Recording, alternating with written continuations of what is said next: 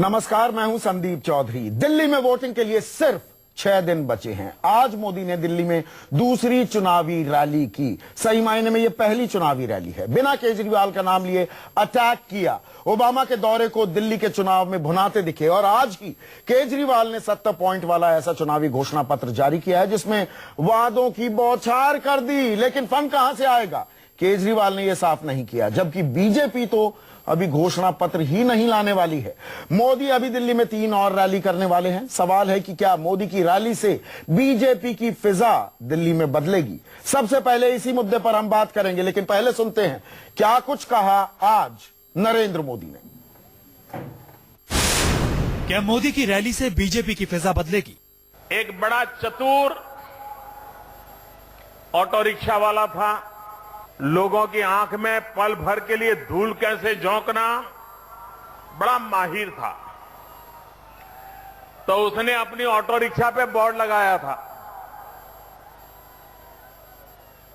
कि मुफ्त में रिक्शा में बैठिए। मुफ्त में रिक्शा।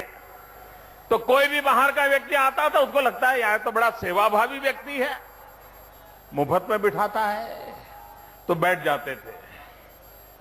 और फिर बताते थे कि वहां जाना है तो ले जाता था। और जब रिक्शा में से उतरने लगते थे तो पैसे मांगता था। उन्होंने कहा, भाई तुमने तो बोर्ड लगाया है कि रिक्शा में बैठना मुफ्त में।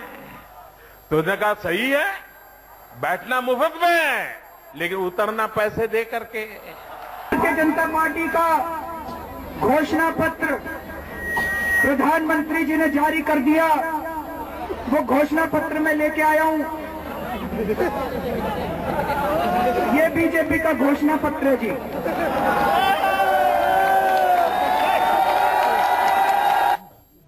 तो लड़ाई अपनी फाइनल लेग में, आखिरी दौर में अब पहुंच गई है। चर्चा करने के लिए मेरे साथ कांग्रेस की युवा चेहरा रागिनी नायक, बीजेपी के राष्ट्रीय प्रवक्ता डॉक्टर संबित पात्रा अभी जुड़ रहे हैं, साथ ही साथ आम आदमी पार्टी के आशीष खेतान, और आज जो घोषणा पत्र जारी किया है उसके पीछे का ब्रेन भी मेरे साथ स्टूडियो में, और हमारे एडिटर इनपुट सुकेश रंजन मेरे साथ बने हुए हैं।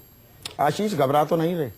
बिल्कुल नहीं, हम लोग तो अब गवर्नेंस के महारथी तो अब आया है मैदान में। नहीं, देखिए मैं लगातार कहता आ रहा हूं कि भारतीय राजनीति के सुपरस्टार हैं ये। भारतीय राजनीति के अमिताभ बच्चन हैं, जहां पहुंचते हैं देश के प्रधानमंत्री बना देते हैं।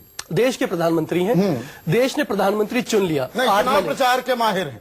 देश ने प्रधानमंत्री चुन लिया 8 महीने पहले। अब दिल्ली की बारी है मुख्यमंत्री चुनने की। और देखिए, ये प्रधानमंत्री जी का कहना, मुझे पता है कि अपनी पार्टी को जिताना चाहते हैं इसलिए कह रहे हैं, लेकिन उनको भी पता है कि उनके आर्गुमेंट्स में लॉजिक नहीं है, दम नहीं है। कैसे दम नहीं है? प्रधानमंत्री थोड़ी ना नाली, खड़ंजा, बिजली, पानी सीवर ठीक करता है। प्रधानमंत्री को नया आइडियम कर रहे हैं भारतीय राजनीति का। भाई ऐसा होता तो फिर दिल्ली में मुख्यमंत्री की जरूरत नहीं है। ओबामा से भी मिल लेते और गली खड़ंजों की भी बात कर लेते। दिल्ली में झाड़ू भी उठा। दिल्ली में सेक्रेटेरिएट की जरूरत नहीं है। दिल्ली में तमाम जो विभाग हैं, दिल्ली जल बोर्ड, सबको बंद कर देना चाहिए। फिर प्रधानमंत्री कार्यालय से चले दिल्ली फिर। लेकिन ऐसा हो नहीं सकता है। जो हमारा संवैधानिक ढांचा है उसमें राज्य सरकार, मुख्यमंत्री, चुनी हुई सरकार, उसका अपना महत्व है। और दिल्ली की जनता को पता है। देखिए, मैं खालिस राजनीति की बात कर रहा हूं आशीष, और ये फायदा होता है केंद्र में आपकी सरकार, तमाम दिल्ली को घेरने वाले जितने राज्य हैं वहां पर इनकी सरकारें उत्तर प्रदेश को, बल्कि मैं उल्टी बात कर रहा हूं। फायदा नहीं मिलेगा। नहीं, संदीप, उल्टा हो रहा है। हाँ। आप जब भी देखिए कि 10 साल अगर केंद्र में कांग्रेस की सरकार थी, गुजरात में बीजेपी की सरकार थी, मध्य प्रदेश में बीजेपी की सरकार थी, छत्तीसगढ़ में बीजेपी की सरकार थी, उड़ीसा में नवीन पटनायक की सरकार थी, केरला में लेफ्ट की सरकार थी, पश्चिम बंगाल में लेफ्ट की सरकार थी, कहीं भी कांग्रेस की सरकार नहीं थी। बड़े बड़े राज्यों में कभी जनता ने नहीं कहा कि हमें फायदा नहीं हो रहा। दूसरी बात, दिल्ली में 15 साल कांग्रेस की सरकार थी, केंद्र में भी 10 साल की सरकार थी। डेविड वर्सेस गोलियत फाइट है। आप डेविड, अरे भाई, वो 14 केंद्रीय मंत्री, 120 सांसद, प्रधानमंत्री खुद आ जाते हैं, लोगों को बताते हैं कि भाई केंद्र में हम हैं, दिल्ली में भी हमारी सरकार बना दो, दिल्ली का ज्यादा भला होगा। This is plain common sense. तूफान और दिए की लड़ाई है। हाँ। दिया ईमानदारी का, उम्मीद का, बदलाव का, तूफान सत्ता की ताकत का और बहुत हद तक भ्रष्टाचार का। हाँ रागिनी, क्या आप ये बात मानेंगी? लड़ाई अब असल में ये जो लास्ट लेग, आखिरी दौर में जो पहुंचा है चुनावी रण दिल्ली का, अब असल लड़ाई शुरू हुई है। अब पता लगेगा, अब जनता अपना मिजाज बनाएगी, अपना मूड बनाएगी। संदीप जी, आपने बहुत दिलचस्प बात कही। आपने कहा कि मोदी जी चुनावी प्रचार के माहिर हैं। हाँ। मैं तो थोड़ी और प्रशंसा कर देती हूँ। अच्छा। मैं तो ये कहूंगी कि वो चुनावी सरगर्मियां आते ही सपनों की दुकान सजाकर सपने बेचने में भी माहिर हैं। लेकिन आज जो मोदी जी ने अपने भाषण में कहा दिल्ली में रैली में कि बार बार लोगों की आंखों में धूल झोंकना झूठ बोलकर हो नहीं पाता है। अब देखिए, 15 लाख रुपए अकाउंट में आने थे, वो 15 लाख रुपए किसी के अकाउंट में नहीं आए, पर मोदी जी 10 लाख रुपए का अपने ही नामों वाला सूट पहनकर जरूर ओबामा साहब से मिलने के लिए गए। तो एक तरफ तो गरीबों को आर्थिक व्यवस्था के ढांचे में जोड़ने की बात हो रही है, दूसरी तरफ देश के प्रधानमंत्री 10 लाख रुपए पर देश के प्रधानमंत्री संवाद तो कर रहे हैं। आपके प्रधानमंत्री थे, वो बोलते ही नहीं थे। एक मिनट, वो तो बोलते ही नहीं थे। एक प्रधानमंत्री है जो सीधा राब्ता कायम कर रहा है। बिल्कुल चुनावी, बिल्कुल सही कह रहे हैं आप। हाँ। चुनावी रैलियों के प्रचार में प्रखर मुखर वाचाल प्रधानमंत्री संसद में जाकर चुप हो जाते हैं, घर वापसी पर नहीं बोलते, लव जिहाद पर नहीं बोलते, विपक्ष को धरने पर बैठना पड़ता है तब भी चुप्पी नहीं तोड़ते। ऐसे विरोधाभासी परिस्थितियों को जन्म देने वाले प्रधानमंत्री भी अनोखे ही हैं। थोड़ी और तारीफ करती हूँ। मैं ये भी कहूंगी कि नरेंद्र मोदी जी की बहुत बड़ी खासियत है कि वो अपनी विफलताओं के प्रति और विरोधियों की सफलताओं के प्रति सिलेक्टिव अमनीजिया से ग्रसित हैं। यानी कि सुविधाजनक तरीके से अपनी विफलताओं को भूल जाते हैं और दूसरी की सफलताओं का नामकरण भी करके उसका श्रेय ले लेते हैं। अब डायरेक्ट बेनिफिट ट्रांसफर यूपीए सरकार ने 1 जनवरी 2013 में शुरू किया था, जिससे कि बैंक के खातों में डायरेक्ट सब्सिडी का पैसा जाने लगा था। अब आप अपनी बातें ये अब क्यों गिना रही हैं रागिनी? वक्त चला गया, वक्त चला गया, स्वाभिमान अभियान को वक्त चला गया। मार्च, अप्रैल और मई में गिनाते ये लोगों ने आपको 44 सीटें दी। श्रेय मोदी जी ले रहे हैं। लोगों ने आपको 44 सीटें दी, ये उस वक्त गिनाते, देश की ये उस वक्त गिनाते और गिनाई भी 44 सीटें लोगों के गले नहीं उतरी। क्योंकि सुनिए संदीप जी, जल्दी 30 सेकंड में खत्म करूंगा। हाँ। जो नरेंद्र मोदी जी ने केंद्र में किया वही अरविंद केजरीवाल ने दिल्ली में किया। हाँ। क्या किया दोनों ने?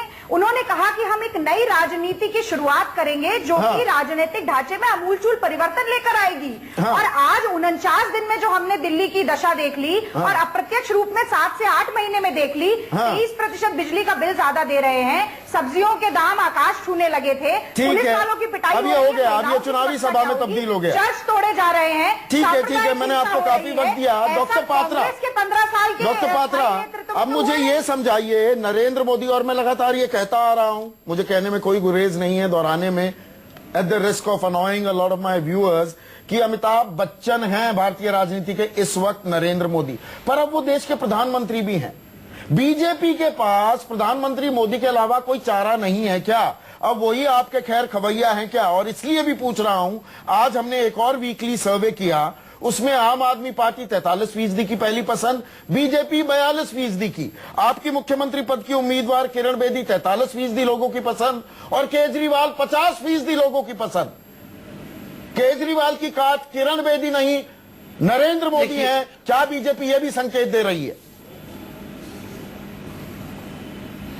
देखिए, यही सवाल आप चंद दिनों पहले हमसे पूछ रहे थे, क्या किरण बेदी ही आपकी नेता है और कोई नेता आपको नहीं मिल रहा है? हाँ। और परसों जब हम और आप डिबेट कर रहे थे संदीप जी, तब आप पूछ रहे थे, अच्छा इतने सारे कैबिनेट मंत्रियों को लाने की क्या आवश्यकता है, ये सब इतने नेता क्यों हैं? हाँ। और आप आज पूछ रहे हैं कि कोई नेता नहीं है, क्या केवल मोदी ही हैं? तो आप देखिए किस प्रकार से 3 दिनों में 3 प्रकार के प्रश्न आ गए। बहुत सारे नेता क्यों है, कोई नेता क्यों नहीं है? ये सफर मुझे लगता है मेरे बदले बाकी लोगों को चिंता करनी। डॉक्टर पात्रा, इसीलिए तो आप राष्ट्रीय प्रवक्ता हैं। सुनिए तो, इसीलिए आप राष्ट्रीय प्रवक्ता हैं कि 3 इंटरलिंक्ड सवालों को आपने अलग अलग तरीके से जोड़कर और कह दिया कि देखिए अब हर सवाल का जवाब क्यों दे। सवाल तो जुड़े हुए हैं ना। किरण बेदी जब मुख्यमंत्री पद की उम्मीदवार के तौर पर पेश कर दी तो वहीं बात खत्म हो जानी चाहिए थी, लेकिन फिर सुपरस्टार की तरह उतरना पड़ रहा है नरेंद्र मोदी को। 14 केंद्रीय मंत्री लगते हैं और 120 सांसद भी। आप घबराए हुए हैं या थोड़ा सा बैकफुट पर आ गए क्या? सवाल मेरा ये, सीधा सवाल। देखिए आपने अपने सवाल में सीधे सीधे पूछा, जब किरण बेदी को उतार दिया था तो बात वहीं खत्म हो जानी चाहिए। बिल्कुल। मैं आपको एक संगठक के नाते बताऊं, इस पार्टी में बात कहीं एक व्यक्ति के आगे खत्म नहीं होती है। ये पार्टी में नियम है कि बात खत्म नहीं होना है, बात हर कोई बांट लेता है। तभी तो कल ये प्रश्न उठ रहा था कि इतने सारे कैबिनेट मिनिस्टर क्यों, तभी तो परसों ये प्रश्न उठ रहा था किरण बेदी क्यों, तभी तो आज ये प्रश्न उठ रहा है मोदी क्यों। मोदी भी हैं, मोदी से अनेक कैबिनेट मिनिस्टर भी हैं, किरण बेदी भी हैं। आप बताइए, ओनर्स प्राइड नेबर्स एनवी, हमारे पास इतने नेता है, ये हमारे लिए गौरव का तो विषय अच्छा, मतलब आप कह रहे हैं किसियानी बिल्ली खंबा नोचे वाला खेल है। लेकिन डॉक्टर पात्रा फेयर पॉइंट की किसियानी बिल्ली खंबा नोचे, आपके पास बेस्ट टैलेंट अवेलेबल है, आप उसका इस्तेमाल करेंगे। लेकिन और मैं बड़ी गंभीरता से यह सवाल आपसे पूछना चाहता हूं, देश का प्रधानमंत्री क्या गली खड़ौंजों की जो बात अभी आशीष खेतान कर रहे थे, नदी नालों की, इनकी बातें करेगा एक विधानसभा चुनाव में? एक पूर्ण राज्य का दर्जा जिस स्टेट को नहीं मिला है, जिस जगह को नहीं मिला है, वहां चुनावी प्रचार आप वित्त मंत्री को दे देते हैं, जिनके लिए ऊपर शायद बजट बनाने की ज्यादा बड़ी जिम्मेदारी है। सवाल जायज लगता है क्या आपको? देखिए, बिल्कुल मैं जायज सवाल है आपका और उसका उत्तर मैं देता हूं। नरेंद्र मोदी जी महात्मा गांधी को मानते हैं, ये हम सब जानते हैं। महात्मा गांधी से जब पूछा गया था कि बताइए पॉलिसी की कसौटी क्या होनी चाहिए, तो महात्मा गांधी का उत्तर था कि चाहे प्रधानमंत्री पॉलिसी बनाए, चाहे राष्ट्रपति पॉलिसी बनाए, चाहे देश का राजा पॉलिसी बनाए, पॉलिसी की कसौटी यही होनी चाहिए कि it should wipe out the tear from the last poor man. जो सबसे अंतिम छोर पे खड़ा आदमी है, उसके आंख से आप आंसू पोंछ पाए क्या? इसलिए अगर आज पहनकर अंत्योदय की बात करते हैं, बहुत ही हास्यास्पद बात है। ये बीच में कौन बोल रहा है? ये बीच में क्यों बोलती हैं आप रागिनी जी? आप तो 12th प्लेयर है पूरे इस खेल में, मैदान से बाहर है, फिर भी आप आगे बोलिए। आप मेरी नहीं बिल्कुल 12th प्लेयर को छोटी छोटी टिप्पणी देनी चाहिए और तब देनी चाहिए जब टी ब्रेक हो, बीच में नहीं। अरे नरेंद्र मोदी जी तो जनता का सेवक हूँ, चौकीदार हूँ बात करते हैं, और आपका हर वक्तव्य इतने अहंकार से भरा रहता है, ये भी बहुत ही हास्यास्पद बात है। पर सुकेश मुझे एक चीज बताइए, अब निजी जब होने लगता है, मैं रोक रहा हूँ डॉक्टर पात्रा, रागिनी आपको रोक रहा हूँ। सुकेश मुझे एक चीज समझाइए, देखिए बेस्ट टैलेंट अगर मेरे पास है मैं उसका इस्तेमाल करूंगा, ये तो खालिस राजनीति है, बिल्कुल हम अपने घर में थोड़ा बैठने वाले हैं, बिल्कुल उसका इस्तेमाल किया जा रहा है दरअसल, या ये डेविड वर्सेस गोलायत की जो मैं बात कर रहा हूं ना, दिए और तूफान की बात कर दी आशीष खेतान ने, स्टेक्स जहां इतने हाई दरअसल नहीं होने थे, बीजेपी ने 2-3 गलतियां करके, एक तो लोकसभा चुनाव के सीधे बाद विधानसभा चुनाव करा लेते, उसको कुछ ज्यादा डिले कर दिया, अब इस खेल को कुछ ज्यादा ही कॉम्प्लेक्स और कॉन्वोल्यूटेड बना दिया, हाई स्टेक गेम बना दिया है। बिल्कुल। एक बात आप देखिए, मूल सवाल क्या है? मूल सवाल यह है कि नरेंद्र मोदी आज उतर गए, और मूल सवाल ये भी है, और लोगों के मन में, बीजेपी के कार्यकर्ताओं के मन में, और संबित भी जानते हैं इस बात को, कि बीजेपी के जो नेता हैं वो मान रहे हैं कि ये 4 रैलियां जो हैं वो फिजा बदल देगी दिल्ली की, बीजेपी की जो राजनीति है वो उसके इर्द गिर्द घूमेगी। ऐसा मौका क्यों आया है? क्योंकि किरण बेदी के रूप में उन्होंने जो एक गेम चेंजर देखा था, वो किरण बेदी में उनको नजर नहीं आ रहा है। ये बहुत क्लियर, हमारा आज का वीकली सर्वे भी ये बात दर्शा रहा है। बिल्कुल, हम इसीलिए इस पे चर्चा भी कर रहे हैं। इसकी एक पृष्ठभूमि है, कॉन्टेक्स्ट है। आप सर्वे भी देख लें और पिछले कुछ दिनों के उनके बयान देख लें, उनकी रैलियों में भीड़ देख लें, उनपे जो इम्पोज्ड साइलेंस है। हालांकि लोग कह रहे हैं कि डॉक्टर ने कहा था कि मत बोलिए, आज बोली है 2 दिन के बाद। नहीं, आज जो बोली है मैं उस पर एक कमेंट चाहूंगा डॉक्टर पात्रा, क्विक कमेंट आपसे चाहूंगा। आज एक अखबार में साक्षात्कार देते हुए किरण बेदी से जब सवाल पूछा गया, अगर आप मुख्यमंत्री नहीं बन पाई तो क्या होगा, तो उन्होंने कहा कि मैं लेक्चर सर्किट पे जाऊंगी, मैं हार्वर्ड कैम्ब्रिज में जाकर लेक्चर दूंगी। तो वो क्या आपकी मुख्यमंत्री पद की उम्मीदवार सिर्फ कुर्सी के लिए बनी है? विपक्ष में अगर आना पड़ा तो वो दिल्ली की गली कूचों में नहीं जाएंगी, 5 साल विपक्ष की भूमिका में नहीं उतरेंगी? क्या ये कह रही है किरण बेदी? ऐसा मौका कभी नहीं आएगा। नहीं आ गया तो उन्हें गली कूचों हम ये जानना चाहते हैं। उनका ये कहना कि नहीं बहुत सारे लेक्चर्स मुझे देने हैं, तो ऐसा लगता है कि नहीं मुख्यमंत्री बना दोगे तो ठीक है, दिल्ली में रहूंगी, वरना उस 40 साल जो दिल्ली में काम किया मैं तो विदेश जाकर लेक्चर दूंगी। मुझे ऐसा लगा पहली नजर में इंटरव्यू पढ़कर। बिल्कुल नहीं। बिल्कुल नहीं। उनका कहने का तात्पर्य यही हो सकता है कि मैं जाके एडमिनिस्ट्रेशन के विषय में आगे भी संशोधन करूंगी, शोध करूंगी, बोलूंगी। बेहतर नहीं होता वो कहती मैं दिल्ली में मजबूती से सड़कों पर उतरूंगी। संबित जी इतनी बड़ी बड़ी आप छोड़ रहे हैं कि उस नहीं, पर तो मजबूती से उतरी हुई। जोड़ सकती हूँ संदीप जी। नहीं, ये देखिए, ये बताइए रागिनी जी, जब जिसके घर में राहुल गांधी है उसको दूसरों के ऊपर चुस्की नहीं लेना चाहिए। याद रखिए, आपको आपके घर में जो बैठे हैं उसकी चिंता करिए, आप हमारी बारे में चिंता मत करिए। किरण बेदी जी क्या बोल रही हैं? पर गंभीर बहस करती हूं। नहीं, चुटकुलेबाजी करके गंभीर चैनल ये को बहुत कॉमेडी बड़ी सर्कल सेइंग है। बनाने दिस इज का अ काम आप सेइंग, करते हैं Sambit this ji. Is a तो सेइंग। ये चुस्की लेने वाली बात आप मुझे सुनिए, मत कहिए। दिस इज अ सेइंग मैं तथ्यों रागिनी वाली बात nowadays करना in चाहती social हूं। circle संदीप जी, that मुझे मौका दीजिए। one which has Rahul Gandhi should not talk about others। आप प्लीज राहुल की चिंता करिए। हम you लोग stop worrying देखने about दीजिए Rahul हमारी पार्टी Gandhi कैसे and कर you रही है। set your हमारे own pass house in order, Mr. Samant चलिए रागिनी अपनी बात कहिए, मुझे अगले अहम सवाल Why पर are जाना you है। worrying about Modi? Ji. Why are you worrying ji about ji Modi? जी, मुझे एक छोटी सी टिप्पणी देनी है। हाँ, मैं जोड़ देता हूँ उस सवाल में, अगर ये जवाब दे संदीप दें। जी, राहुल गांधी की एक रैली, एक रोड शो हो चुका है। हाँ। कल सोनिया गांधी की भी रैली होनी है। हाँ। इनको उम्मीद है, मोदी से तो बहुत लोगों को उम्मीद है। हाँ। सोनिया में भी भीड़ जुटेगी। हाँ। और उस वो भीड़ जो है वो ट्रांसलेट करेगा वोटों में। रागिनी को ईमानदारी से कहीं उम्मीद है कुछ? रागिनी क्विक, ईमानदारी से कहीं उम्मीद है कुछ? Ragini quick response.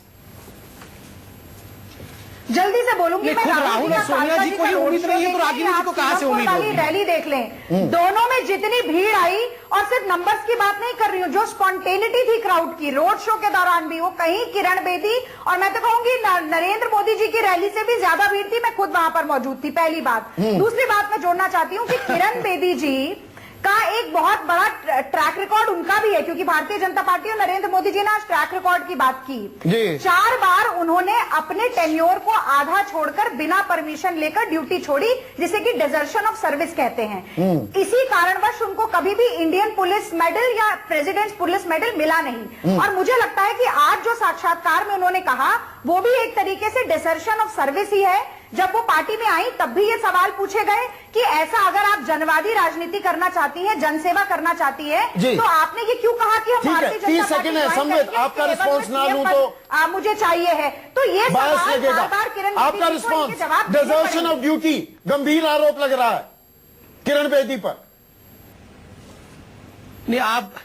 नहीं, मैं बहुत गंभीरता के साथ कह रहा हूं। आप बताइए, डेजर्शन ऑफ ड्यूटी आज कौन कर रहा है? कल जयंती नटराजन के इतने बड़े खुलासे के बाद जिस प्रकार से कांग्रेस का कोई बड़ा नेता सामने नहीं आ रहा है, ना सोनिया जी आ रही हैं, ना राहुल गांधी आ रहे हैं, खुद कांग्रेस के घर पे आग लगा हुआ है, और डेजर्शन ऑफ ड्यूटी के बारे में वो हिंदुस्तान की पहली IPS ऑफिसर की ओर देख रहे हैं। यही तो बीच में कृपया करके मत बोलिए। संदीप जी, मैं आपसे रिक्वेस्ट करूंगा कि आप रागिनी को रिक्वेस्ट करें कि वो दूसरों के समय बीच में ना बोले। चलिए, हम लोग कभी भी रागिनी को बीच में नहीं टोकते हैं। अभी नेवर कर रहे हैं तो मैं मान रागिनी एक मिनट रुकिए, रागिनी रुकिए जी, 20 सेकंड है आपके पास। संबित पात्रा, मुझे अगले सवाल पर जाना है। ये कांग्रेस की दूषित मानसिकता है कि एक महिला संभावित चीफ मिनिस्टर कैंडिडेट, जो कि न केवल हिंदुस्तान की अपितु पूरे विश्व की एक जानी मानी महिला है, उस प्रकार से इनके ऊपर अटैक करना कि वो एक डेजर्टर थी, वो एक सक्सेसफुल ऑफिसर नहीं थी। रिफॉर्म्स पे रिफॉर्म्स किया उन्होंने। हाँ, मैं समझ सकता हूं कि इंदिरा गांधी जी के गाड़ी को उठाया था, उस दिन से कांग्रेस जो है। नहीं, अब संबित इस बात में मत घुसिए, ये विषयांतर हो जाएंगे। वो बात का भी खुलासा हो चुका है, किरण बेदी वहां पर मौजूद नहीं थी वहां, ना कभी उन्होंने उठाई। नहीं, वो बात सामने आ चुकी है, ऑन रिकॉर्ड आ चुकी है कि वो जो रागिनी, ये मैं दर्शकों को भी साफ कर दूं, वो गाड़ी जहां जिसकी उठाई गई वो प्रधानमंत्री की गाड़ी थी, लेकिन उस दिन इंदिरा गांधी देश में नहीं थी, विदेश में थी। उनका ड्राइवर चला रहा था, एक सब इंस्पेक्टर ने वो चालान काटा था, किरण बेदी मौके पर मौजूद नहीं थी। ये बातें साफ हो चुकी है, उनको कोई पनिशमेंट पोस्टिंग नहीं दी गई। ये अगस्त 1982 की बात थी। मार्च 1983 में उनको गोवा शिफ्ट किया गया था, उनको बाकायदा अवार्ड किया गया, उन्हें एशियाड गेम्स की ट्रैफिक जिम्मेदारी दी गई। उसके बाद चोगम समिट के लिए गोवा में पोस्टिंग दी गई। तो ये थोड़ा सा उनको जो बनाया जा रहा है ना माटर, वो ऐसा था नहीं। खैर इसको छोड़ते हैं। अगला सवाल, आशीष मुझे ये बताइए, आप खैरात की राजनीति कर रहे हैं क्या? 70 आपने वादे कर दिए, ये बताते नहीं पैसा कहां से आएगा। ये तो सबसे कन्वीनियंट सबसे सुविधाजनक राजनीति है। हम ये भी दे देंगे, ये भी दे देंगे, ये भी दे देंगे, हमारे पास जादुई छड़ी है। आप भी वही कर रहे हैं ना? तो एक एक करके बात करें। बिल्कुल, क्योंकि आपने बनाया है ये घोषणा पत्र। बिल्कुल। तो जैसे हमने कहा कि 20 कॉलेज बनाएंगे, पिछले 15 सालों में एक भी नया कॉलेज का निर्माण नहीं हुआ। पहले हम बिजली पर आ जाते हैं। चलिए, बिजली के दाम आपने कहा कि ऑडिट जब तक पूरा नहीं हो जाता हम 50% काट देंगे। कहां से पैसा आएगा? बिल्कुल, अब उसमें बात चर्चा करते हैं। अगर देश में सीएजी ऑडिट कोयले का नहीं होता तो पता नहीं चलता कि 4 लाख करोड़ का घोटाला कोयले में हुआ। अगर देश में सीएजी ऑडिट 2G स्कैम का नहीं होता तो पता नहीं चलता कि 1,76,000 करोड़ का घोटाला 2G में हुआ।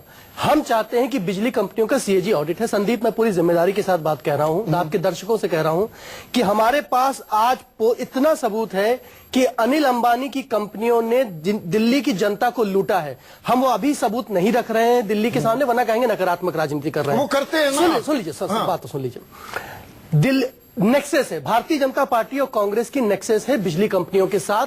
बिजली कंपनियां कह रही हैं कि अभी भी उनका दिल्ली की जनता पर 13,000 करोड़ रुपए का बकाया है। मतलब उनका कहना है कि हमारे बिजली के दाम आज से भी 2 गुने कर दिए जाए। इस पर भारतीय जनता पार्टी चुप है। ये सबसे बड़ी लूट है। बिजली कंपनियों ने इतना लूटा है दिल्ली को, मीटर के नाम पर, बढ़े हुए दाम के नाम पर। उसको सीएजी ऑडिट कराना पड़ेगा। वो आपने शुरू किया था, सीएजी के पास तो नहीं जा रही। सीएजी के पास आप पूछिए संबित पात्रा से। इन्होंने ऑडिट रोक रखा है। क्यों ऑडिट रुका हुआ है? नहीं, मेरे सवाल हम ऑडिट करवाएंगे। ये जो होती है ना सनसनीखेज राजनीति, एक सनसनीखेज पत्रकारिता होती है, वो भी आजकल हावी हो रही है। ये सनसनीखेज राजनीति। आप गंभीर पत्रकार हैं। हाँ। यही आरोप सीएजी पर लगता था जब उन्होंने कहा था कि 2 लाख करोड़ रुपए का नुकसान 2G में हुआ है, 4 लाख करोड़ का नुकसान। अब आप मुफ्त पानी दे देंगे। मुफ्त पानी, हाँ। आप मुफ्त पानी की बात करते हैं। मैं फिर से वही कह रहा हूँ, सनसनीखेज राजनीति। 7,000 अरे साफ पीने का पानी दे दीजिए ना। दिल्ली में पाइप तो डली नहीं हुई है। बिल्कुल 70% दिल्ली में पाइपें जंग लग चुका है। वो मुद्दे नहीं आप कह रहे हैं खैरात की राजनीति। इस पर मैं आपसे जितनी लंबी चर्चा कहेंगे उतनी लंबी चर्चा करूंगा। पिछले 10 सालों में पानी की लाइन और सीवर की लाइन डालने पे 30,000 करोड़ रुपए दिल्ली में खर्च हुआ है। सीएजी कह रहा है पता नहीं चल रहा है कि वो पैसा कहां गया। पैसा है से दे देंगे जब पाइप नहीं है। हाँ, बहुत अच्छी बात है, बहुत अच्छी बात है। हाँ। साल का दिल्ली जल बोर्ड का 7,000 करोड़ रुपए का प्लान्ड एक्सपेंडिचर है। प्लान्ड एक्सपेंडिचर नहीं, मूल सवाल का जवाब नहीं। पानी कैसे दे देंगे जब पाइप नहीं है? मुझे बोलने नहीं दे रहे जी। हाँ, दिल्ली जल बोर्ड का साल का 7,000 करोड़ रुपए का प्लान्ड एक्सपेंडिचर है। नॉन प्लान्ड की बात नहीं कर रहा। मतलब नई पाइपलाइन डालनी है, वाटर ट्रीटमेंट प्लांट लगाने हैं, सीवेज ट्रीटमेंट प्लांट लगने हैं। 7,000 करोड़ रुपए खुद सीएजी कहती है कम से कम 1,000 करोड़ रुपए का नुकसान होता है करप्शन की वजह से। जब जनता का पैसा जनता पर खर्च होगा, 100 रुपए ऊपर से चलेगा और 100 रुपए ही संगम विहार पहुंचेगा तो पानी आएगा। याद आने लगेंगे। राजीव गांधी आपको क्यों याद आ रहा है? वही तो क्यों हम कह इतने रहे हैं। सिनिकल हो रहे हैं कि हम ईमानदारी की बात करने के लिए भी तैयार नहीं है। हाँ। साल में एजुकेशन ये अमृत कृष्णा है, ये मिराज है। आप ये बताइए हाँ। वो कह रहे हैं कि फ्री, हम कह रहे हैं कि 40,000 करोड़ रुपए का दिल्ली का बजट है।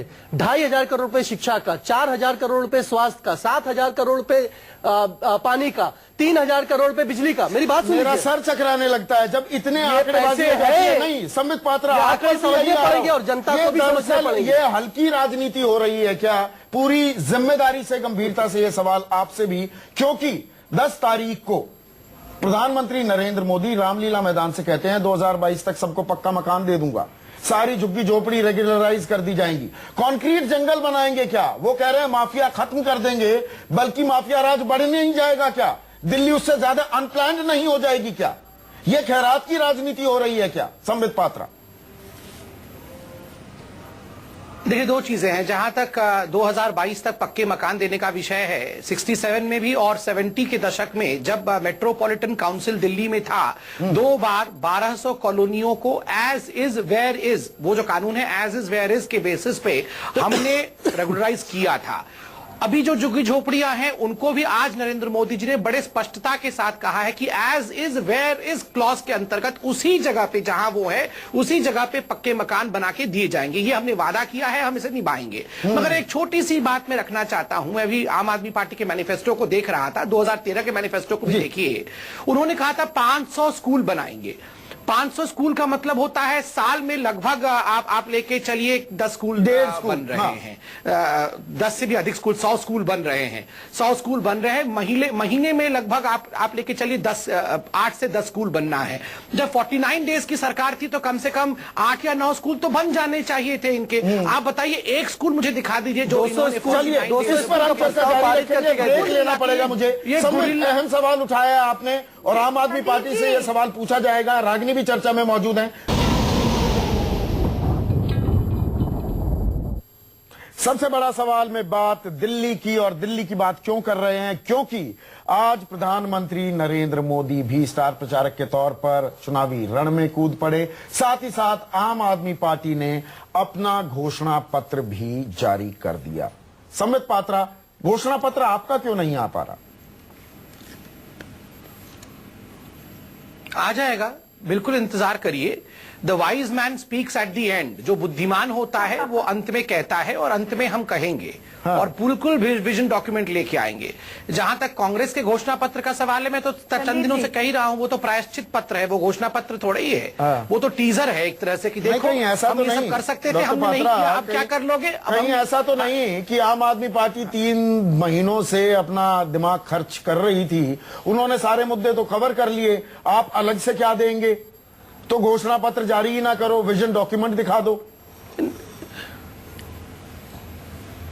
नहीं, विजन डॉक्यूमेंट के आधार पर तो गुजरात पे भी चुनाव लड़ा जाया करता था इतने वर्षों तक। जम्मू कश्मीर में भी हम विजन डॉक्यूमेंट के आधार पे चुनाव लड़ते हैं। और आप देखिए जिस प्रकार से विजन है उसको डॉक्यूमेंटेशन करके हर विषय को एक रोड मैप देंगे। इंतजार करिए, जल्दी से जल्दी आएगा। मैंने कहा ना, the wise man speaks at the end. सब कुछ सुनने 7 तारीख से पहले आ जाएगा। 1 मिनट रागिनी, 7 तारीख से पहले आ जाएगा, 7 फरवरी से पहले आ जाएगा घोषणा पत्र। चंद घंटों बिल्कुल बहुत पहले आएगा और जल्दी आने वाला है। तो मतलब आप मुझे ये बता रहे हैं संबित पात्रा, क्योंकि आप राष्ट्रीय प्रवक्ता हैं, विजन डॉक्यूमेंट तक बात खत्म नहीं होगी, बीजेपी अपना घोषणा पत्र जारी करने वाली है?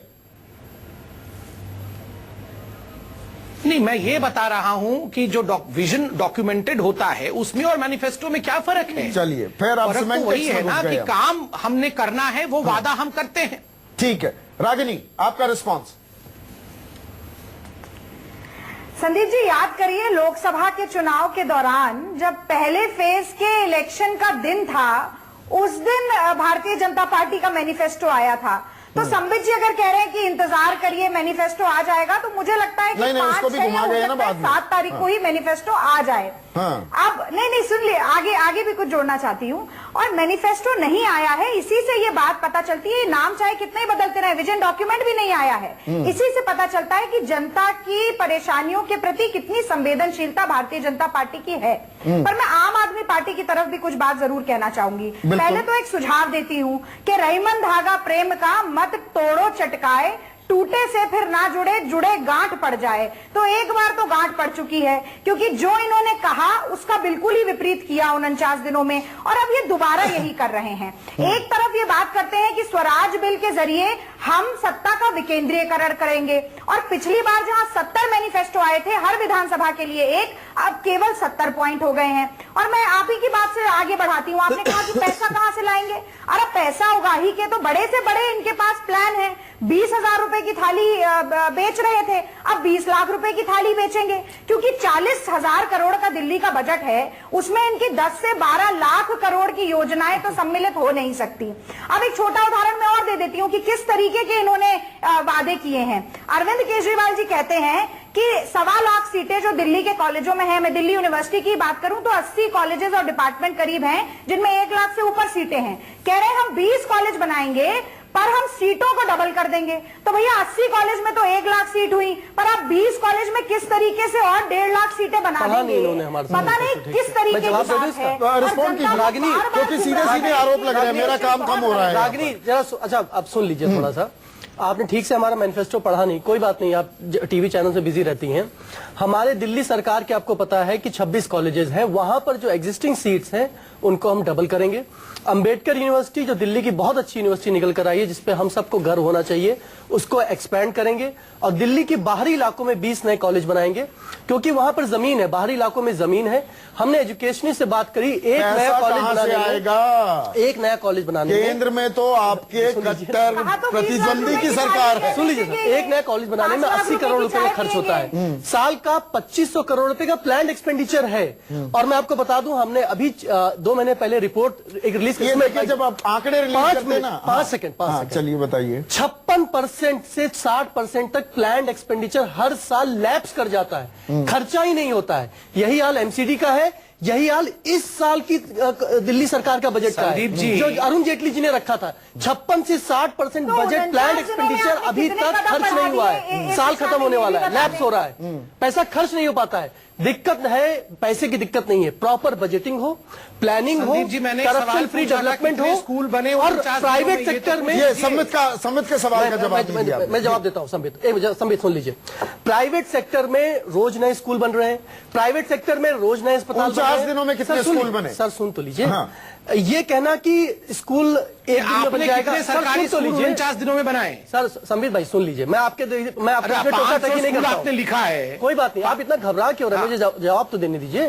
देखिए, स्कूल, बहुत सारे स्कूल की योजना हम पारित करके गए थे। 212 स्कूल इस समय at different stages of non completion है, जिनको हम आकर फौरन कंप्लीट करेंगे। 212 स्कूल जो पिछले 1 साल से बनने की अलग अलग अवस्थाओं में पेंडिंग है। तो हमने बहुत सारी फाइलें पारित करी थी, लेकिन काम रुक गया। पर दिल्ली की एक बड़ी समस्या, दिल्ली की एक बड़ी समस्या डॉक्टर पात्रा ये है कि दिल्ली एक सिटी स्टेट है, इसे पूर्ण राज्य का दर्जा हासिल नहीं है। ये सवाल आम आदमी पार्टी के मैनिफेस्टो में तो है। मैं आपकी स्पष्ट राय जानना चाहता हूं, और वो भी इसलिए ये सवाल मैंने आपसे पहले भी पूछा था डॉक्टर पात्रा, बाकी प्रवक्ताओं से भी पूछा है। 1993 में आपने ये मुद्दा उठाया था, 2003 में वाजपेयी सरकार ने संसद में बाकायदा ये कोशिश भी की, बिल पेश करके सदन के पटल पर। 2013 के विधानसभा चुनाव में आपने इसे एक चुनावी मुद्दा बनाया था। दिल्ली को पूर्ण राज्य का दर्जा मिलना चाहिए क्या? क्योंकि दिल्ली की तमाम बहुत सारी दिक्कतें इस बात पर अटक जाती हैं कि दिल्ली सरकार के पास उनका कंट्रोल ही नहीं होता। मैं तो आश्वासित करता हूं संदीप जी, पहले भी आप ही के डिबेट पे मैंने बिल्कुल अश्योर किया था कि ये विषय हम ही ने छेड़ा है। 1993 में पहली बार हम ही ने इस विषय को रखा है। 2003 में हमने इसे पार्लियामेंट में डिस्कस किया था, 2/3 बहुमत वहां चाहिए। अब हमारे पास एक कंफर्टेबल मेजोरिटी सेंटर में भी है, 2/3 बहुमत लेके हम स्टेट में भी आएंगे और हम दिल्ली को एक स्टेट बनाएंगे। आज याद रखिए संदीप जी, आज 31 तारीख है, तो जीतने के बाद जब दिल्ली स्टेट बनेगा तो आप जरूर हमें धन्यवाद दीजिएगा। नहीं, ये कहने में आप कह रहे हैं ना, प्रधानमंत्री इस बात को नहीं कहते, सवाल उठाए जा रहे थे। किरण बेदी नहीं बोल रही, किरण बेदी नहीं बोल रही है, सतीश उपाध्याय नहीं बोल रहे हैं। क्यों? ये वो 370 वाला खेल तो नहीं कर रहे आप जम्मू कश्मीर में? संदीप जी, प्रधानमंत्री जी तो स्पष्ट कर रहे हैं कि वो संपूर्ण राज्य का दर्जा हमारे मैनिफेस्टो में लिखा है ना। मैनिफेस्टो में लिखेंगे लेकिन करेंगे नहीं, ये तो बहुत ही खराब बात है। मैनिफेस्टो तो नहीं आया। 370 का क्या किया आपने बताएं? नहीं, 370 को भी लिखा है। संदीप ने कहा क्या कि मैनिफेस्टो में लिखेंगे लेकिन करेंगे नहीं। हर कोई उसके साथ खड़ा है। नहीं, संबित, आपने मुझे सवाल पूछा, मैंने जवाब बिल्कुल स्पष्टता के साथ दिया। जी संबित, नहीं, सवाल इसलिए जरूरी संदीप जी, मैं है। एक मिनट रागिनी, आप थोड़ी देर के लिए थोड़ा संयम बरतिए ना प्लीज। मैं एक सवाल, एक ट्रैक पर हूं। मुझे ये बताइए संबित कि 10 तारीख को रामलीला मैदान पर प्रधानमंत्री नरेंद्र मोदी आते हैं, उनके साथ शहरी विकास मंत्री वेंकैया नायडू और ऊर्जा मंत्री पीयूष गोयल भी वहां मौजूद लोगों को संबोधित करते हैं। उसका बोध ये था कि देखिए, ये हम आपके लिए ये कर रहे हैं। प्रधानमंत्री ने तारीफ की, वेंकैया नायडू इतनी गले कूचों को जानते हैं दिल्ली के बारे में, मैं कभी सोच नहीं सकता था कि आंध्र का व्यक्ति इतना जानता है दिल्ली के बारे में, इतनी बारीकी से जानता है। वहां संदेश ये था कि केंद्र में हमारी सरकार है, शहरी विकास मंत्रालय आपके लिए काम करेगा, बिजली मंत्रालय आपके लिए काम करेगा। तो ये तो कॉन्ट्राडिक्शन हो गई ना, फिर आप पूर्ण राज्य का दर्जा थोड़ा दे रहे हैं। Correct me if I am wrong, मैं समझना चाहता हूं ये बात। नो, मैं आपको समझा दूं कि उस दिन क्यों तब तमाम लोग मंच पे थे और क्या हम वहां से मैसेज देना चाहते थे। जिस प्रकार रेगुलराइजेशन को लेके अनऑथोराइज्ड कॉलोनी, रीसेटलमेंट कॉलोनीज और तमाम जेजे क्लस्टर्स के विषय में एक एक्शन प्लान बनाया है, एक ऑर्डिनेंस एग्जीक्यूटिव ऑर्डर के माध्यम से विषय को रखा गया है, स्वाभाविक रूप से यह अनिवार्य था कि वहां शहरी विकास मंत्री भी हों। दूसरा, पीयूष गोयल जी ने जनरेटर फ्री दिल्ली की बात कही थी, सैंक्शन भी किया है काफी बड़ा रकम उसके लिए। और जिस प्रकार से ट्रांसमिशन की लाइनें जो कि कांग्रेस ने एकदम बदतर हालत में रखा हुआ था, 7,000 करोड़ रुपए, बाय द वे आशीष खेतान जी, तो स्वाभाविक रूप से ऐसे में बजट में कहा बिजली मंत्री हैं वह भी उस मंच में मौजूद। सर बजट में कहा है 7,000 करोड़ रुपए? आप पीसी देखते नहीं? नहीं, मैं पीसी देखता हूँ, दिखा दीजिए। दिल्ली के लिए 7,000 करोड़ रुपए आप कह रहे हैं बजटरी प्रोविजन है। हाँ, आप कह रहे हैं दिल्ली के लिए 7,000 करोड़ रुपए बजटरी प्रोविजन है बिजली का? नहीं जी, बिजली अरे आप शांत होकर सुन तो लीजिए। हाँ, मैं सुन रहा हूँ, फिर से बोलिए। सेंटर ने अभी जो 15 दिन पहले इस विषय पे जनरेटर फ्री दिल्ली और नहीं, आपने कहा 7,000 करोड़ रुपए का आपने बजटरी प्रोविजन दिल्ली के लिए किया है, के लिए आप ये बात दोहराएंगे? ना बजटरी प्रोविजन, हाँ बजटरी प्रोविजन नहीं कहा, केवल बिजली के लिए central grant in aid 7,000 crore रुपए, 7,000 करोड़ रुपए, द ट्रांसमिशन लाइन 7,000 करोड़ रुपए, 7,000 बिल्कुल 7,000 करोड़ रुपए किसको देंगे? बिल्कुल किसको देंगे? ट्रांसमिशन लाइन इंप्रूव करने के लिए किसको देंगे? इंप्रूव करने की दिल्ली सरकार को दी जाएगी। दिल्ली सरकार को आप देंगे? कब देंगे? हमारी ट्रांसमिशन लाइन ठीक हो रही है। कब देंगे सर 7,000 करोड़ रुपए? चल रहा है काम आशीष भाई, आप जाके ये मैंने कमिटमेंट ले लिया आपसे, हमारी सरकार बनेगी, आप 7,000 करोड़ रुपए देंगे दिल्ली सरकार को। अरे सर बिल्कुल, ये तो हो गया। नहीं, एक मिनट, ये मुद्दा बहुत अहम है। दिल्ली की आधी समस्या है। रागनी में आ रहा हूँ आपके पास, रागनी में आता हूँ मैं। सुकेश को भी चर्चा में लेकर आना चाहूंगा वापस। बड़ी शालीनता से हमारे एडिटर इनपुट, आप सब लोगों का इनपुट ले रहे हैं, उनका भी इनपुट ले लेते हैं। सुकेश, दिल्ली की आधी से ज्यादा समस्याएं इस बात को लेकर हैं कि दिल्ली अधर में लटकी हुई है। देश का दिल भी है, ये अधर में लटका हुआ है। क्या आपको आम आदमी पार्टी जो बातें कर रही है पर केंद्र के जरिए ये होना है, बीजेपी से सीधा जवाब नहीं मिलता है, कांग्रेस 15 साल राज करके चली गई, उनकी तरफ से हमें कोई इस तरह की तत्परता नहीं दिखाई दी, ये एक झुंझुना है क्या दिल्ली वालों को बताने के लिए? दिल्ली छोड़ना नहीं चाहता कोई। केंद्र में जिसकी सरकार होगी या जिसकी भी तमन्ना होगी कि हम केंद्र में सरकार बनाएं, वो दिल्ली को छोड़ना नहीं चाहता। बाकी पैनलिस्ट की तरह मैं भी विरोध दर्ज कराते हुए शुरू करता हूं, आप समय नहीं देते मुझे।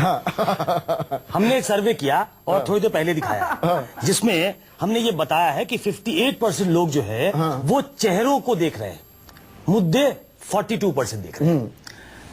तो दोनों के पास ऐसा लगता है कि चेहरा हमारे पास है, मुद्दे उसको कॉम्प्लीमेंट करते हैं। इनको मालूम है वहां केंद्र में मोदी की सरकार है, बहुत फ्रेंडली गवर्नमेंट नहीं है, तो ये वादे ज्यादा भी कर सकते हैं क्योंकि इनको एक नायक ये सड़कों पर उतरेंगे, देखो हम ये करना चाहते हैं, ये हमें करने नहीं दे रहे, ये पहले से ही भूमिका तैयार कर रहे हैं। ये प्रियम्प्ट करना अरविंद केजरीवाल जानते हैं और आशीष जी ने बहुत सूझबूझ के साथ इसको बनाया है। जितने केंद्र की मदद की जरूरत होगी शायद वहां उतना सहयोग ना मिले, इनको ये मालूम है, तो ये उस नायक को आगे करेंगे। इनके पास तो बहुत नायक है, बहुत बड़े नायक है मोदी जी के रूप में, तो वो कह रहे हैं कि यहां एक फ्रेंडली सरकार दो, जैसे आपने हरियाणा में दिया है तो पानी आना शुरू हो गया, तो उसको आगे कर रहे हैं। एक उदाहरण पेश कर रहे हैं, वो पानी भी आना शुरू नहीं हुआ। उन्होंने बताया, उन्होंने आज बताया कि आप हर जगह उन्होंने कहा, महाराष्ट्र में उन्होंने ऐसा ही कहा, झारखंड में कहा कि केंद्र में सरकार है, यहां हमारी सरकार बनेगी। पानी को लेकर टकराव जस का तस है दिल्ली और हरियाणा के बीच। मैं कह रहा हूं आज अपनी रैली में उन्होंने ये बात कही है। तो कुल मिलाकर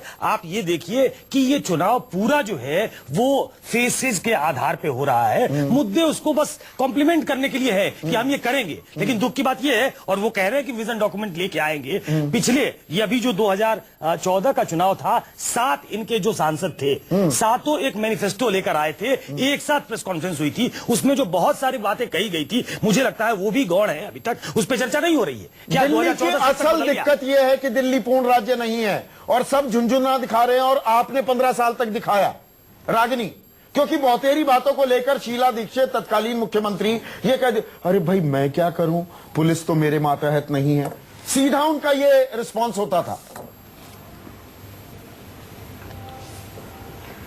देखिए, किरण बेदी जी आज कह रही थी कि ये तो कोई मुद्दा ही नहीं है, क्योंकि एलजी और सीएम अगर साथ में मिलकर काम करें तो पुलिस हो ना हो दिल्ली के पास उससे कोई फर्क नहीं पड़ता। उन्होंने अपने भाषण में बोला आज।